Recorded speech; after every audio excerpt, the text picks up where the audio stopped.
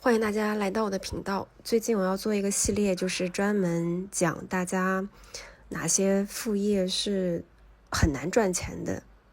但是在小红书上却很多人觉得他会说可以赚钱的一些，我基本上都是我自己尝试过的，我会把一些制作的过程和结果都展示给大家。我们先看一下这两张图，这两张图是我电子书挂在网上了之后，我进行了一个营销，主要是在亚马逊上花的钱，一个是4.31刀，一个是1.63磅，所以整个在营销上我大概就花了，我们算5刀吧，5刀多，6刀也可以。然后其实呢，后面呢，我用了一个 Midjourney， 它这个工具，我用的工具呢，我当时一冲动买了个年包是96块钱，所以呢，这是我的投入，整个投入就是我们算它101刀，101刀之后呢，我们看一下，这个后面的一个我的销售，我的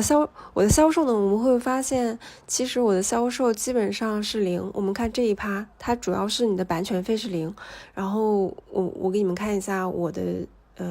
90天它的一个 90天它的那个销售的本数是51本，可是为什么它最后大家会说，为什么你的那个卖的东西它是0呢？因为我在亚马逊上其实是做了一个营销，我做了营销了之后，它是0元购，所以我卖出去很多书，但是0元，导致我没有版权费的收入，所以我的版权费其实就是0的，这个就是结果就是我投了101块钱，但是我并没有收到1分钱的美金。然后呢，我想跟大家说的是，为什么我不是很推荐做这个事情。第一点就是时间投入高，制作一本电子书的话，你即使是有 AI 辅助工具，也真的是很难做的。从确定主题开始，你就要花费不少时间去筛选一些既有市场需求又有独特的方向，而且借助 AI 生成的内容，它基本上还要大量的筛选和精心的修改，以确保这个内容的质量、连贯性和准确性。排版的设计真的是一个耗时的过程中，我当时做这本书熬夜了2个晚上，每天晚上大概2点到4点睡觉，因为我觉得这个书皮真的很重要，而且要有一些设计感，不要有 AI 的感觉，一定要让大家觉得你是经过努力做的。所以市面上一些人说他投入了1天制作一本电子书，我敢相信他基本上是没有人买的，因为很多时候你的内容粗糙，文字存在语法错误、逻辑不清这种的，基本上也没有办法成为你的真正的被动收入。第二点，它就是它的那个市场饱和度，就是发布成本太低了，大量的人都涌入这个领域。我已经看了很多教程，都是什么教你如何在做漫画书等等等等，这个市场是极度饱和的，绝对是红海。而且在 Amazon 上，它是有数以百万计的电子书是可供选择的，竞争是异常的激烈。在这样的环境下，又让自己的作品脱颖而出，难度真的是可想而知的。第三点其实就是销售困难，推广成本特别高。刚刚我看到了，我大概花了5到6刀去推广，其实也并没有卖出去，而且就是它推广跟你做电商是无差的，真的没有差距。我当时做推广的时候，填写所有的关键词等等等等，我参考的都是大家做境外的人的小红书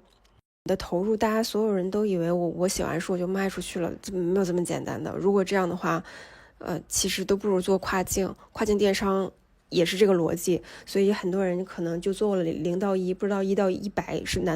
难度最大的。但是你做跨境的话，你这个品不好你就扔掉，你可以选另外一个品，对吧？而且就是实际上这个引流办法，其实国外的推广上引流办法还挺难的，主要是你要特别熟悉国外的一些平台，Facebook、推特、Instagram 上，你都必须要知道这些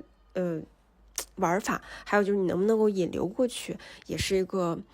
比较严重的问题。我觉得还有一些人，他可能也想去找博主网红合作，但是你可能要有人脉和继续投入。比如说像刚刚我已经投入了101块钱，可是我依旧没有收入，那我再继续投入，我的收入我是不确定的。还有就是反推回来，你的质量能不能让你一直笃定的往里面花钱，尤其是你是 AI 做的东西，你真的觉得有人会买吗？细分是不是真的让人觉得他想去花钱买你这个东西？第四个就是，我自己感觉是，跟跨境电商的对比的话，就是跨境的话，你的品类是可控的，就是你今天不喜欢，你可以换，然后，它的市场潜力是比较大的，利润空间也是比较高的，而且全球贸易是不断的发展的。但是电子书的话，你的投入成本其实是选品、推广，还有就是销售困难都。